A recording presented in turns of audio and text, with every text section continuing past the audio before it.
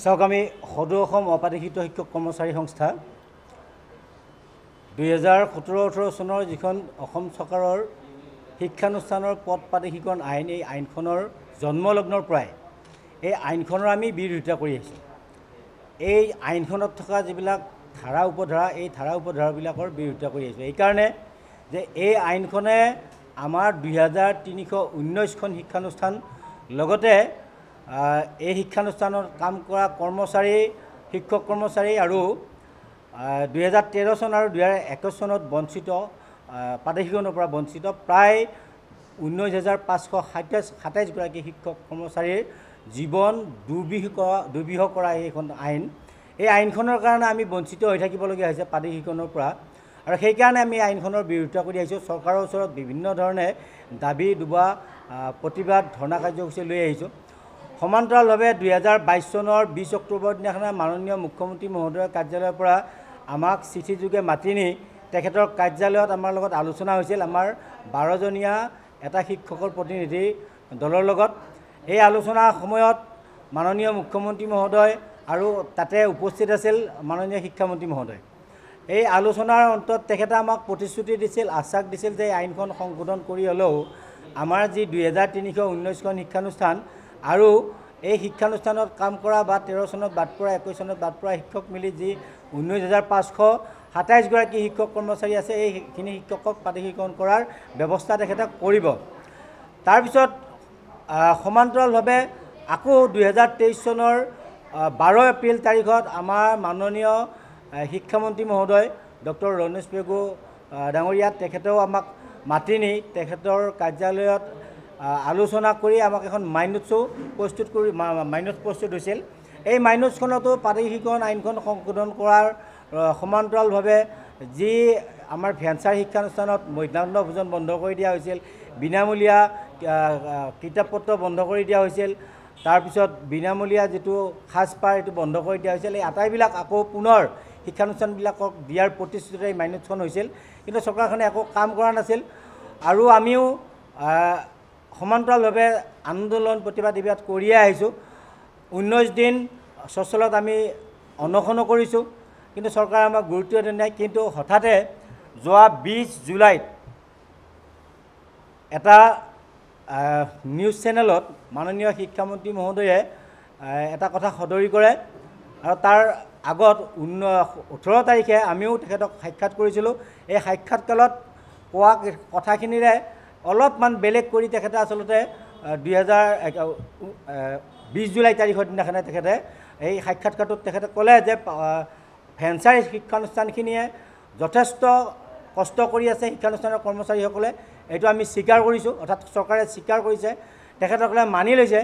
কিন্তু সমস্যাটো সমাধানৰ ক্ষেত্ৰত তেখেতে অদ্ভুত এটা প্ৰস্তাৱ বা অদ্ভুত এটা পৰিকল্পনা তেওঁলোকে কৰিছে বুলি আমি জানিব পাৰি এই সংবাদমেলখন দিবলৈ বাধ্য হৈছোঁ। আমি এই সংবাদমেলৰ যোগেদি মাননীয় মুখ্যমন্ত্ৰী মহোদয় বা মাননীয় শিক্ষামন্ত্ৰী মহোদয়ক আমি আহ্বান জনাইছোঁ, এটা কথা ধন্যবাদো জনাইছোঁ যে পাদেশীকৰণৰ সমস্যাটো যে তেওঁলোকে চিন্তা কৰিছে, পাদেশীকৰণৰ সমস্যাটো সমাধানৰ কাৰণে আগন্তুক বছৰটোৰ ভিতৰত সমাধান কৰিব বুলি তেখেতে মিডিয়াত যি প্ৰচাৰ কৰিছে তাৰ কাৰণে আমি ধন্যবাদ দিছোঁ। সমান্তৰালভাৱে কিন্তু আমি আচৰিত পাইছোঁ আৰু অত্যন্ত দুৰ্ভাগ্যজনক কথা বুলি এইটো আমি অভিহিত কৰিছোঁ যে এই ভেঞ্চাৰ স্কুলত 30 বছৰ 35 বছৰ 25 বছৰ এনেকুৱাকৈ বিনা বেতনে শিক্ষকতা কৰা শিক্ষকখিনিক বা ইমান ঘাত প্ৰতিঘাতৰ মাজেৰে চলাই থকা শিক্ষানুষ্ঠানখিনিৰ শিক্ষক কৰ্মচাৰীখিনিক তেখেতে এককালীন এটা সাহায্য দি আমাৰ সমস্যাটো সমাধান কৰিব খোজা কথাটোত আমি অত্যন্ত লাজ পাইছোঁ। আৰু এইটো আকৌ একবাৰ আমাক শিক্ষকসকলক ভেঞ্চাৰ শিক্ষকসকলক জনমানসত হেয় প্ৰতিপন্ন কৰা বা তুচ্ছ-তাচ্ছিল্য কৰা বুলি আমি এটা অনুভৱ কৰিছোঁ। অনুভৱ কৰি আমি চৰকাৰক আমি আহ্বান জনাইছোঁ, এনেধৰণৰ তেওঁলোকে ভাৱনা নলয় বা পৰিকল্পনা নলয় আগৰ 13 চনত যিদৰে শিক্ষানুষ্ঠান আৰু শিক্ষকসকলক পাদেশীকৰণ কৰিছিল, এই 1/1/2006 চনৰ আগত স্থাপিত হোৱা যিমানখিনি LPৰ পৰা কলেজলৈ যিমানখিনি শিক্ষানুষ্ঠান বৰ্তমান চলি আছে, এই চলি থকা শিক্ষানুষ্ঠানখিনি পাদেশীকৰণৰ আওতালৈ আনিব লাগে। তেখেতসকলে যিহেতু অহা বছৰৰ ভিতৰত, অৰ্থাৎ এই বছৰৰ ভিতৰতে হওক বা অহা এবছৰৰ ভিতৰত তেওঁলোকে ভেঞ্চাৰ সমস্যাটো সমাধান কৰিবলৈ তেওঁলোকে আলোচনা কৰিছে বুলি আমি তেখেতে নিজেই ব্যক্ত কৰিছে মিডিয়াত। গতিকে আমি আহ্বান জনাম আৰু সমান্তৰালভাৱে এই কথাটো কওঁ যে এককালীন সাহায্য দিব লাগিব। কাক দিব লাগিব?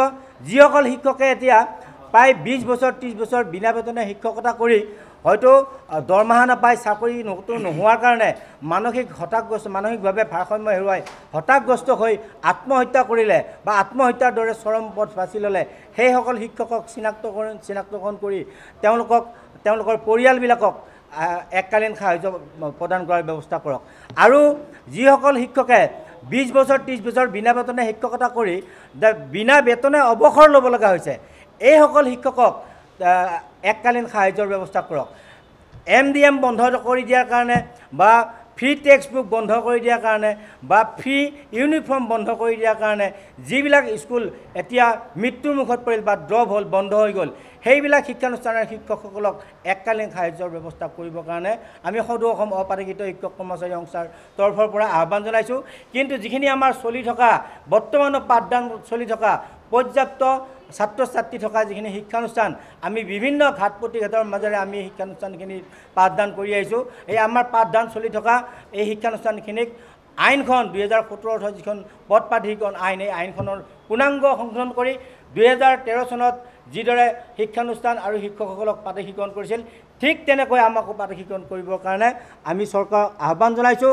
আৰু আমাৰ সদৌ অসম হাইস্কুল শিক্ষক সন্থা, অসম হাইস্কুল শিক্ষক সন্থা, তেখেতসকলকো এই সুযোগতে এটা ধন্যবাদ দিছোঁ যে তেখেতসকলে 19 তাৰিখৰ দিনাখনে মাননীয় মুখ্যমন্ত্ৰী মহোদয়ক সাক্ষাৎ কৰি আমাক প্ৰাদেশিকৰণৰ যিটো বিষয়, এই বিষয়টো তেখেতক অৱগত কৰিছে। কিন্তু আমি অত্যন্ত দুৰ্ভগীয়া বা আমি অকণমান লজ্জাবোধ কৰিছোঁ, তেখেতসকলেও মাননীয় মুখ্যমন্ত্ৰী মহোদয়ক আমাক প্ৰাদেশিকৰণৰ বিপৰীতে যে এককালীন সাহায্য দি আমাৰ এই সমস্যাটো সমাধান কৰাৰ কাৰণে যিটো আহ্বান জনাইছে মাননীয় মুখ্যমন্ত্ৰী মহোদয়ৰ ওচৰত, সেইটো প্ৰস্তাৱ দিয়াৰ কাৰণে আমি অকণমান লাজ পাইছোঁ। আৰু সমান্তৰালভাৱে এই কথাটো আমি দুৰ্ভাগ্যজনক বুলি আমি অভিহিত কৰিব বিচাৰিছোঁ। অনাগত দিনত অসম হাইস্কুল শিক্ষক সন্থাকো আমি আহ্বান জনাইছোঁ যে আপোনালোকে আমাৰ এই প্ৰাদেশিকৰণ সম্পৰ্কত মুখ্যমন্ত্ৰী মহোদয় বা সমান্তৰালভাৱে চৰকাৰৰ লগত যোগাযোগ ৰাখক, চৰকাৰক আহ্বান জনাওক। কিন্তু কেৱল হাইস্কুলখিনিৰ কাৰণে নহয় বা 2009 চনত স্বীকৃতিপ্ৰাপ্ত 9 চনলৈ স্বীকৃতিপ্ৰাপ্ত শিক্ষানুষ্ঠানখিনি হাইস্কুলখিনিৰ কাৰণে নহয়, LPৰ পৰা কলেজলৈ যিমানখিনি শিক্ষানুষ্ঠান 6 চনৰ আগত প্ৰতিষ্ঠিত হৈছে আৰু পিছত চৰকাৰী অনুমতি বা স্বীকৃতি পাইছে, এই আটাইখিনি শিক্ষানুষ্ঠান প্ৰাদেশিকৰণ কৰাৰ কাৰণে মাননীয় মুখ্যমন্ত্ৰী মহোদয় বা শিক্ষামন্ত্ৰী মহোদয় বা চৰকাৰখনলৈ আহ্বান জনাবলৈ আমি সদৌ অসম অপাৰগিত শিক্ষক কৰ্মচাৰী সংস্থাৰ তৰফৰ পৰা অসম হাইস্কুল শিক্ষক সন্থাকো আমি আহ্বান জনাইছোঁ। এইখিনিয়ে আজি সংবাদ মেলৰ মূল কাৰণ। আৰু সমানভাৱে আজি যোৱাকালি আমি গম পাইছোঁ যে নিযুত মইনা যিটো আঁচনি, এই আঁচনিটো মাননীয় মুখ্যমন্ত্ৰী মহোদয়ে এদিন প্ৰচাৰ মাধ্যমত প্ৰচাৰ কৰিছিল যে ভেঞ্চাৰ যিখিনি শিক্ষানুষ্ঠান, এই শিক্ষানুষ্ঠানখিনিকো নিযুত মইনা আঁচনিৰ অন্তৰ্গত কৰি ভেঞ্চাৰ কলেজ বা ভেঞ্চাৰ হায়াৰ ছেকেণ্ডাৰী বা জুনিয়ৰ কলেজ বা সমপৰ্যায়ৰ স্কুলখিনিত যিখিনি ছাত্ৰীয়ে পঢ়ি আছে তেওঁলোকক সুবিধাটো দিব বুলি কৈছিল, আমি ভাল পাইছিলোঁ। কিন্তু যিখন লিষ্ট হৈছে ইয়াতে 48খন কলেজ আৰু 50খন মাত্ৰ জুনিয়ৰ কলেজ ষ্টেটাছৰ শিক্ষানুষ্ঠানৰ লিষ্ট হৈছে। আৰু বহু কলেজ প্ৰায় 12খন কলেজ আৰু প্ৰায় 20ৰ পৰা 25খন হায়াৰ ছেকেণ্ডাৰী লেভেলৰ শিক্ষানুষ্ঠান বাদ পৰি ৰৈছে।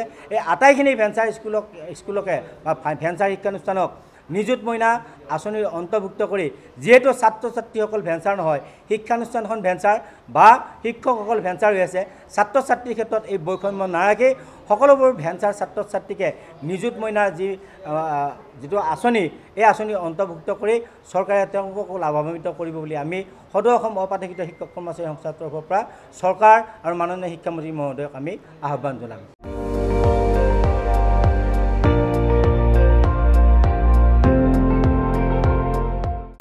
আপুনি চাই আছে ND24, সৰ্বশ্ৰেষ্ঠ নহয় সৰ্বোত্তমৰ দৌৰ।